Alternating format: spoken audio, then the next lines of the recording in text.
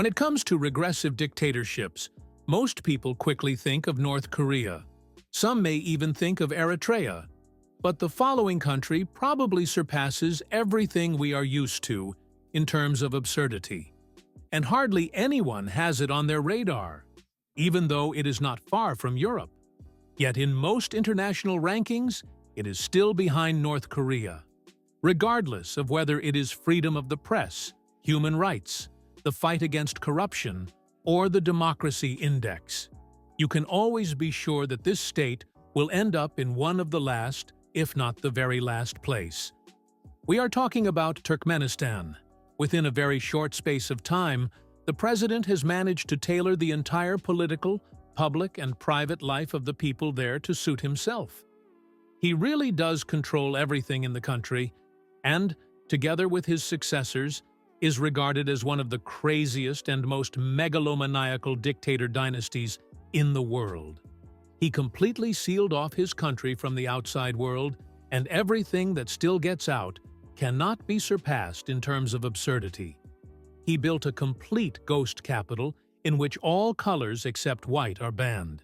Even black cars were banned.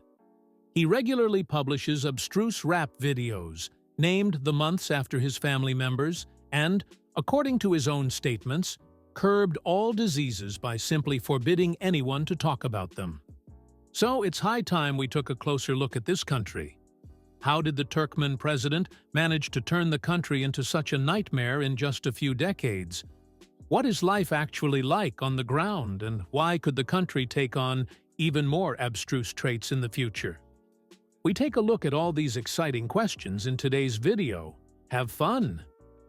Very little is actually known about the history of Turkmenistan before Soviet rule. There were mainly small tribal groups living there, but they were already under the influence of the Russian Tsars early on. It was not until 1894, however, that Russia gained official rule, and the Turkmen Soviet Socialist Republic was established after the October Revolution. The country was thus economically developed for the first time and connected to the outside world by ports, roads, and railroads.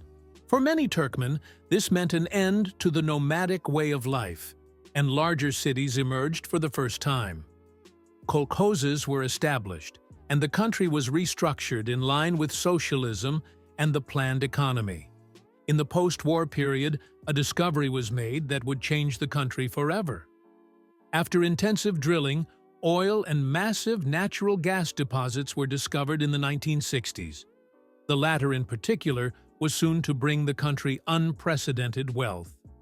In total, Turkmenistan has an estimated 19.5 trillion cubic meters of natural gas reserves. In a global comparison, this puts it in fourth place, behind only Russia, Iran, and Qatar. The country's importance within the Soviet Union increased massively from one day to the next. The Soviets immediately began the systematic exploration and extraction of natural gas, and the wealth led to the growth of an oligarchic elite in Turkmenistan. And at the beginning of the 1990s, this elite was preparing to take over sole power in the country. After the collapse of the Soviet Union in 1991, Turkmenistan became an independent state on October 27th of the same year. While the country initially wanted to preserve the appearance of democracy and, for example, introduced women's suffrage and held several referendums, this changed fairly quickly after the first presidential election. In the 1992 presidential election in Turkmenistan, Saparmurat Niyazov was elected the first president of Turkmenistan. The man had been part of the Soviet elite from an early age, had a stellar career in the Communist Party, and was first secretary of the Communist Party of the Turkmen SSR from 1985 to 1990. And once elected, he made it clear that he did not want to relinquish power. In 1994, he extended the presidential term of office from 5 to 10 years, eliminated all opposition within a few years, and was finally appointed president for life by the Turkmen parliament in 1999. All hopes of a democratic transition were thus dashed within a very short space of time. But the worst was yet to come, as he managed to turn Turkmenistan into one of the most repressive states in the world in just over a decade. Anyone who disagreed with him was imprisoned or killed. There were serious human rights violations and arbitrary arrests. Torture and restrictions on freedom of movement were the order of the day.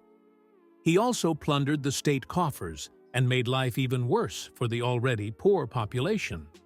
Many schools and hospitals were simply closed, and the few remaining were moved to the capital. As a result, the life expectancy of the ordinary population plummeted. Everything else was also moved to his new capital, Ashgabat, from where he wanted to rule as an all-encompassing, godlike ruler. In 2001 and 2004, he published 2 volumes of the Ruhnama, the so-called Book of the Soul. It contains instructions on how the Turkmen should live and how they should serve their leader. Of course, it is a complete self-congratulation and establishes a Turkmen nationalism that is largely based on fabricated claims. For example, he claims here that Turkmenistan was the most developed country in the world thousands of years ago, that the wheel and many other technical innovations were originally invented here, and Turkmen scholars were largely responsible for technological and cultural progress in Europe. The whole world would therefore only look to Turkmenistan. You are probably wondering who reads these fairy tales voluntarily. But in fact, the Turkmen have no other choice. The extensive study of the Ruhnama has become a compulsory part of the curriculum at all schools and universities. Regular readings are broadcast on state television, and it is even essential for the driving test. In contrast to the focus there is not on practical skills or theoretical questions about road traffic, but on Ruhnama knowledge in the test. Niazo also claimed that every attentive reader of his book would go straight to heaven after his death. To this day, it is revered in mosques on a par with the Quran. After his death, however, he tried to convey a completely different image. He repeatedly presented himself as a nobleman and staged himself as a president of peace. He established Turkmenistan's permanent neutrality, which was also recognized by the United Nations in 1995. The country then went into self-imposed isolation. His main aim, of course, was to preserve his own independence and prevent external influence on political developments in Turkmenistan. As a result, he was able to consolidate his power even further, largely hidden from the world public. However, he died unexpectedly of heart failure in 2006. There were brief hopes of change, as his successor, Gurbanguly Berdimuhamedov, promised massive civil rights reforms. In reality, however, none of these promises were kept. On the contrary, things became even more abstruse. Apparently, he had an extreme weakness for the color white. From then on, he banned all non-white cars and rebuilt the entire capital with white marble. Although 70% of the buildings were already empty at the start of construction, he nevertheless had new magnificent buildings, ministries, and luxury hotels built. These included a huge Olympic stadium with space for over 45,000 people, even though Turkmenistan had never hosted an Olympic Games. However, he would certainly not be averse to this, as he is willing to bring more and more sporting events to his own country.